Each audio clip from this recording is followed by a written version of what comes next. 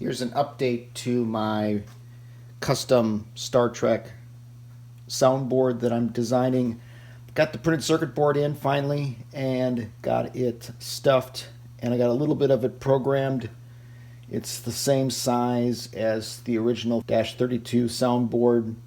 It's got a 15-volt power supply on it, a mono amplifier, a wave player, and some logic and dip switches. It uses the same 15-pin power and data connector from the original soundboard and the same speaker J2 connector. Let's try powering it up.